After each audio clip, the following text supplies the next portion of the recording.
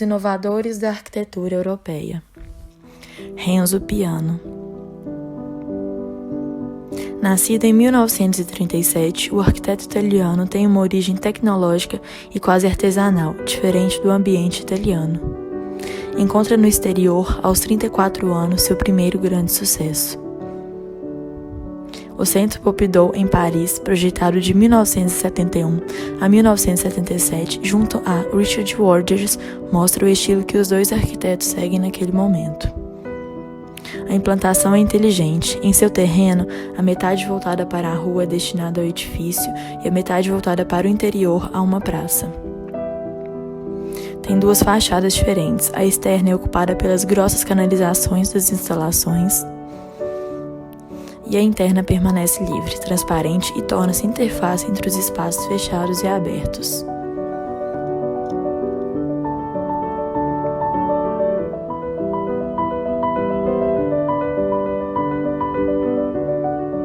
Essa experiência ajuda a explicar as obras sucessivas de Piano, que focam, além das relações com o contexto, no mecanismo das estruturas e dos acabamentos, indagando as suas articulações.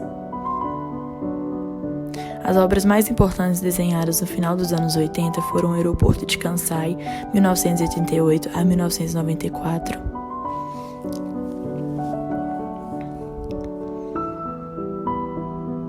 e a Ponte em Ushibuka, 1989 a 1996. São obras grandes, pousadas com simplicidade nos espaços destinados. Nos anos 90, sua produção sobe de nível. A ligação entre a criação estrutural e o julgamento sobre a natureza e a suscetibilidade do lugar dão um caráter total à invenção. O Centro Cultural Tijibau torna-se popular no mundo inteiro, com a imagem exótica dos leques de madeira alinhados entre a água e o céu.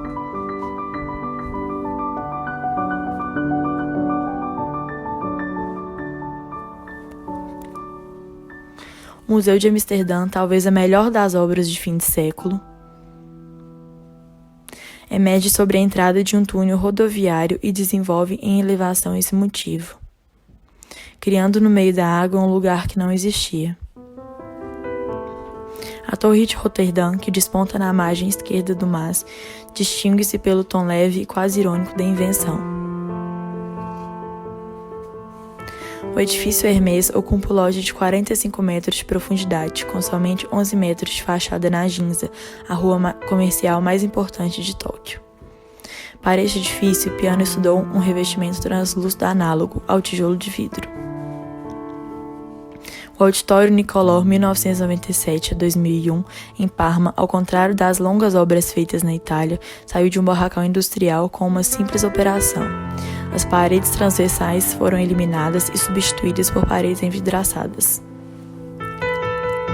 Na Cidade da Música, em Roma, 1994 a 2002, a implantação geral é clara e as 3 salas cuidadosamente desenhadas.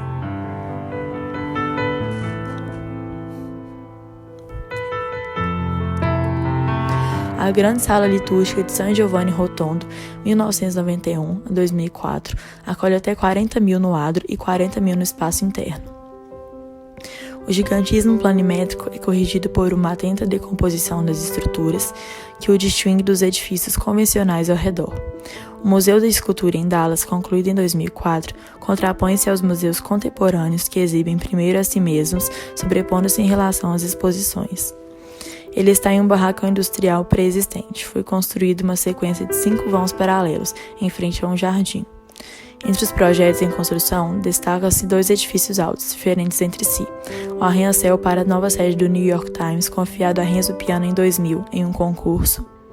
E o British Tower, projetada para Londres, com sua altura de mais de 300 metros, objetiva tornar-se um elemento dominante no novo perfil urbano. E referencia-se a uma forma histórica, a agulha. Outras 2 obras importantes em execução, que baseiam-se em uma modelação das coberturas que tem uma nova relação com o paisagismo, são o Museu Paul Klee, em Berna, e a reconstrução da California Academy of Science, em São Francisco.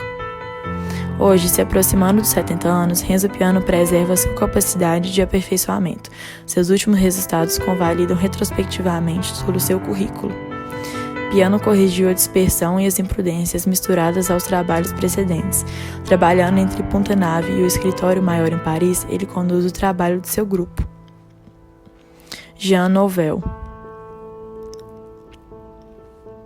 Nascido em 1945 na França, torna-se famoso como vencedor do concurso do programa de Mitterrand para Paris. O Instituto do Monte Árabe em 1982. O edifício inaugurado em 1987 surpreende o público e a crítica. Nos anos 80, Nouvel realiza outras duas obras significativas, o austero Instituto de Pesquisa INIST, em Nancy, e o Centro Cultural Onyx, em Saint-Herblain, uma caixa preta polêmica e isolada em um ambiente periférico. Entre 1990 e 1995, em colaboração com Emmanuel Catani, elaborou outras importantes obras, a Ópera de Lyon, o Palais das Congrès da Vinci, as Galeries Lafayette e a sede da Fundação Cartier, em Paris. Em 1993, vence 2 concursos para o Palácio da Justiça, em Nantes, executado em 2000, e para o Venusa, Museu Romano, terminado em 2003.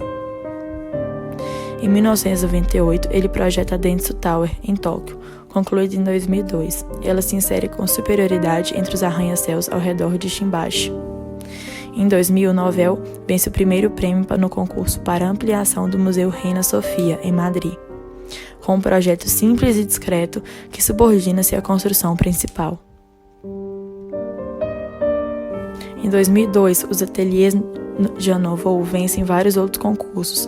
Em 2003, Nouvel foi selecionado para projetar o novo Museu Guggenheim do Rio de Janeiro, mas o projeto não foi para frente.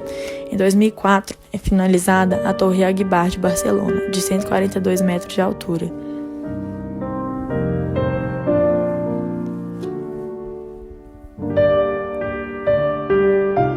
Nouvel prefere construir em lugares históricos, onde há uma relação com o entorno e acredita que os edifícios antigos devem continuar a viver, mas que transformá-los é um ato cultural tão importante quanto criá-lo.